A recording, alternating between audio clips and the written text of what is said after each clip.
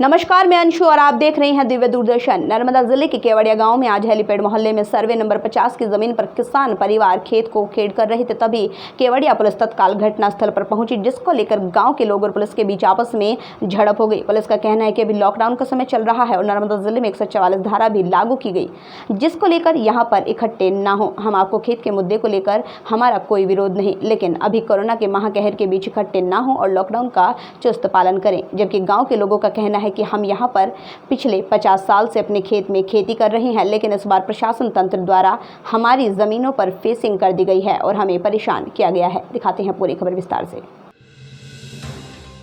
ग्रामीणों का कहना है कि हम पिछले 50 साल से अपनी यहाँ खेती कर रहे हैं, लेकिन इस बार प्रशासन तंत्र द्वारा हमारी ज़मीनों पर फेंसिंग कर दिया गया है और हमें परेशान किया गया है और बार बार हम आदिवासी समाज पर प्रशासन तंत्र के अधिकारियों द्वारा अत्याचार किया जा रहा है और हमारी ज़मीन छीनी जा रही है और ना ही यहाँ पर हमें अच्छी तरह से खेत में बीज बोए देने जाते हैं। गाँव के लोगों का कहना है कि लोकल प्रशासन तंत्र घटनास्थल पर न आते हुए बार बार पुलिस को क्यों भेजा जाता है और आखिर पुलिस हमें क्यों परेशान कर रही है। हमारी समस्या सरदार सरोवर नर्मदा निगम की कचहरी के साथ चल रही है, तो पुलिस क्यों आगे आती है और हमें क्यों परेशान करती है, ये बात समझ में नहीं आती।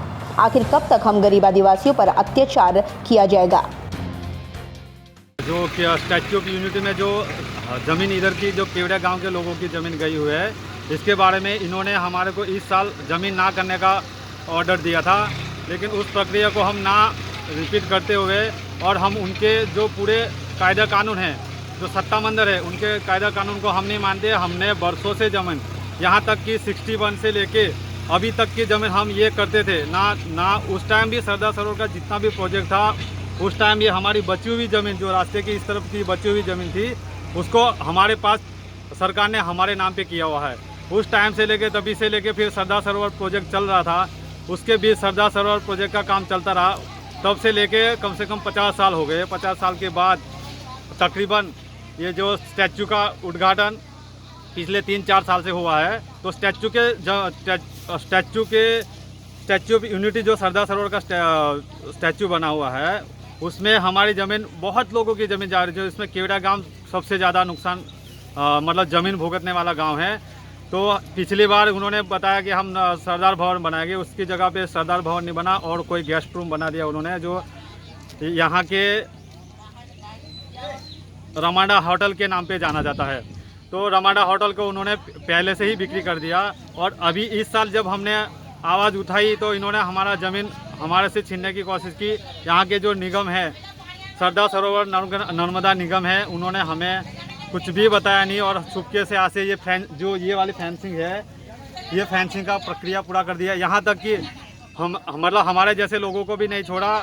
मैं एक अलग टाइप की जॉब में हूँ, जो सब लोगों को पता है कि मैं कौन सी जॉब में हूँ, लेकिन मेरे को भी उन्होंने पछाड़ते हुए मेरे को हमारे घर को किसी ने इन्फॉर्म नहीं किया और सीधे गांव वालों मतलब ना किसी गांव वालों को बताया और ना किसी को बताया, उन्होंने सीधा आगे ज़मीन फेंसिंग का प्रोग्राम किया पूरा।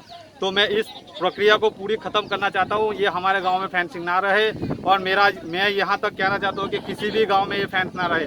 ये आदिवासी का इलाका है, ट्राइबल एरिया है। इस बार अगर सरकार को कुछ भी करना है तो गाँव का जो पंचायत है उनसे पहले मिले और जो ग्राम सभा की प्रक्रिया है उनको पहले सुने।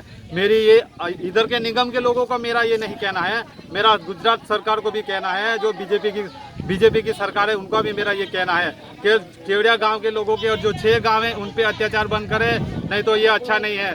अपने आसपास की छोटी बड़ी खबरें देखने के लिए हमारे चैनल दिव्य दूरदर्शन को लाइक और सब्सक्राइब करना ना भूलें, साथ ही बेल का आइकन दबाएं। आप अपने सुझाव हमें कमेंट कर बता सकते हैं।